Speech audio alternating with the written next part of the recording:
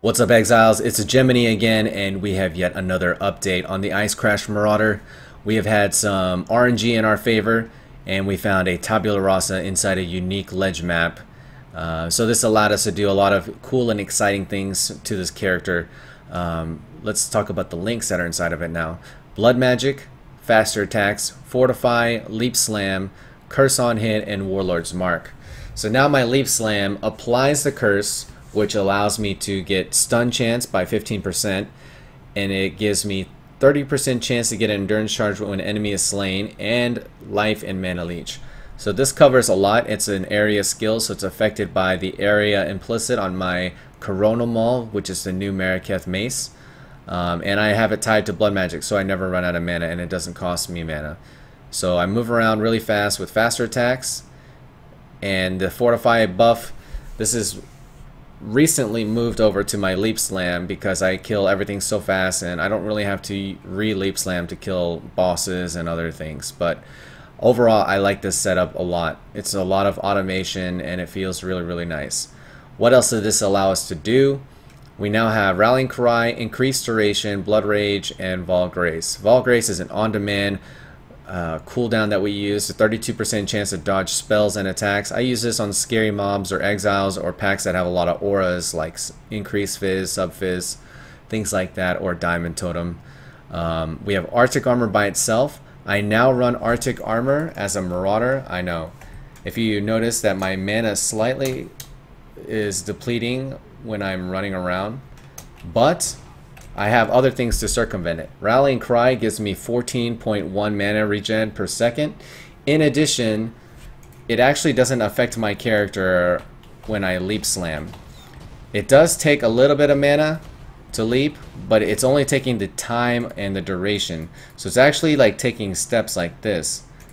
It's the equivalent of this when I'm actually Leap Slamming. So it's not moving all the time.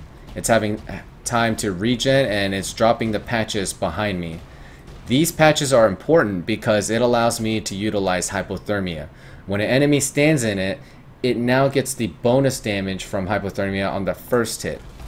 In addition, I decided to go with a cast when damage taken GMP Arctic Breath, which lays out a lot of chilled ground and allows me to get like a good AoE on a bunch of chilled targets.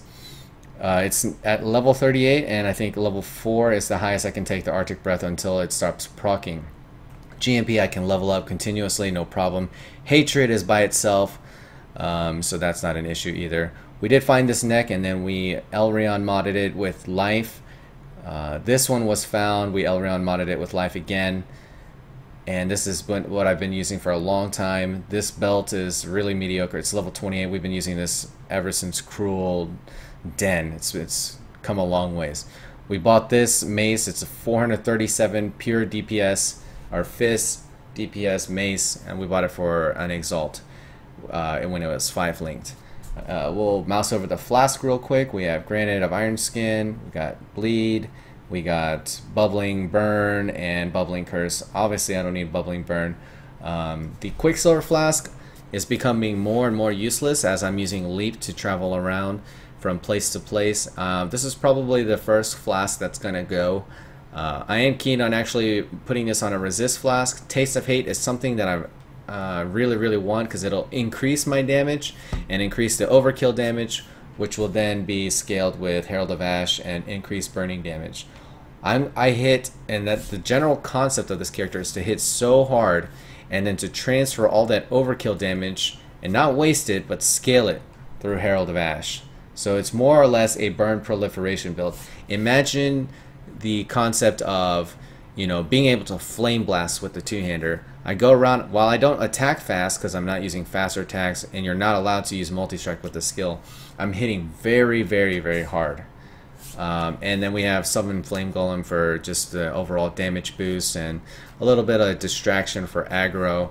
But we're going to go ahead and hop into a VOD of, this is just me clearing a Jungle Valley map, and we're going to see a couple of things that go into play. Oh, I also forgot to mention that we did acquire a malicious intent, which gives me unholy might for 8 seconds on melee kill. It's a 5% chance, so if you can clear AoE packs, you know, at a pretty decent rate, this is only going to increase that speed at which you clear the whole map. So this is, if you don't know what a holy might is, it's 30% of your melee physical damage added as chaos damage. Think of otherworldly without the damage suppression. So you'll see that come up from time to time while we watch this clip. You'll notice I put up Arctic Armor and I put up Blood Rage. So this Blood Rage is going to give me attack speed. It's going to give me more damage from frenzy charges. It's going to allow me to leap faster, and it's going to give me life leech. And you'll see the endurance charges are gained from Warlord's Mark. As I'm leaping on top of an enemy, since I have Arctic Armor, it's chilling them and chilling any mob in really close melee proximity. And I'm getting that Hypothermia Ice Crash action. Now, Hypothermia doesn't show up in tooltip. I can tell you right now with Unholy Might, my damage I think is around 56k. There you see it goes up for 8 seconds. And it'll continue to proc, you know, depending upon how big the pack size is. It can be kind of random, but you know, overall, I generally feel like this is one of the best clear speeds, and it's reflect free. You cannot reflect chaos damage. But as you can see, Fortify is always up, endurance charges are no problem, and frenzy charges are doing some work. You can opt for more endurance charges. Recently we spec'd into charge duration, and if you want to go an extra endurance charge for your Bandits reward, you know, feel free to do so. It's probably the better decision to do in a hardcore league. You know, you'll lose the frenzy and gain the endurance charge. That's probably what I would recommend. But the clear speed, the AoE, and the utility is pretty amazing, especially with Warlord's Mark. We're going to go ahead and hop over to the boss fight. This boss is I'm doing this with actually negative 60 chaos res, but I'm going to bring an amethyst flask. So let's go ahead and fast forward real quick.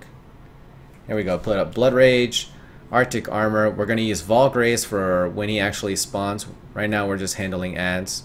Easy peasy. This is probably one of the deadlier parts of this boss. But you get the chill sensation. You know, nothing can really move. And you'll actually see me stun this boss. And he just doesn't really do anything. He's attacking my minion, but he's chilled, and it also enhances the stun duration when you chill stuff. It's kind of like temp chaining it. But thank you guys for watching. I'll continue to do more updates. Hopefully we can get some better gear and see what this looks like in, you know, level 81 maps. Unfortunately, I've had some pretty piss poor luck acquiring them, but yeah, let's hope for the best. I'll keep you guys posted. Thanks for watching. Feel free to hit that like and subscribe button. I'll see you guys later.